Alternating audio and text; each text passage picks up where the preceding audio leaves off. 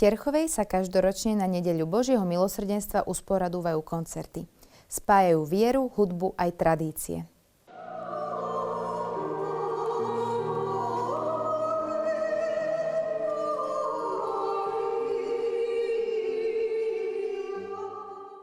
V kostole svätého Cyrila a Metoda v Terchovej sa už po 22. krát konal koncert Poďakovanie za lásku. Tieto koncerty sú venované pamiatke Jána Pavla II., ktorý v minulosti ako turista vystúpil na Veľký Rozutec. Lebo ako vieme, že tu už bol aj osobne, keď ešte pôsobil v Krakove ako turista na Veľkom Rozúci, kde je dodnes aj jeho podobizeň aj s nápisom Nebojte sa. Okrem toho máme tu aj bustu Jana Pavla II. A bol tu vyhlásený aj za patrona horských záchranárov na Slovensku. Chceme mu týmto veľkonočným koncertom vzdať úctu a vďaku za nás, Terchovcov, ale aj za celé Slovensko.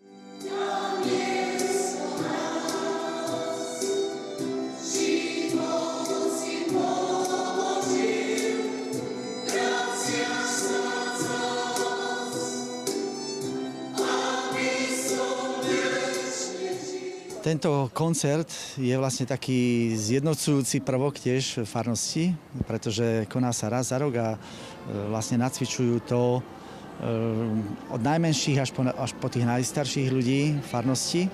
A sú to všetko speváci, ktorí pôsobia v kostole pri rôznych príležitostiach počas celého roka.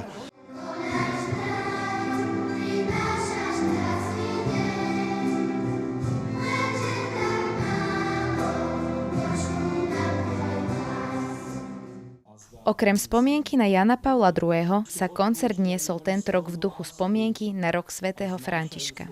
Výročie 800 rokov od smrti svätého Františka pre nás Františkanov je veľmi dôležitá slávnosť alebo slávenie. Jedno možno také dôležité, čo by sa dalo zdôrazniť, je vlastne taký ten jeho spôsob presadzovania vecí, ktorý nebol násilný, ale skôr sa šíril pokojom.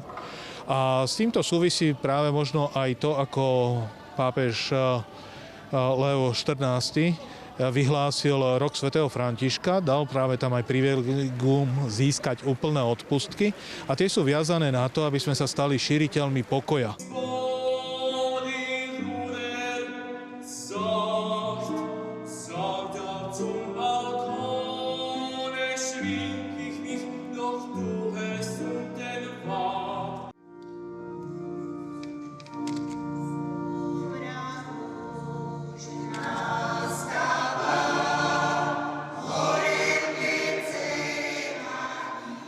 Na záver koncertu udelil prítomným miestny kňaz požehnanie relikviou svätého Jána Pavla II.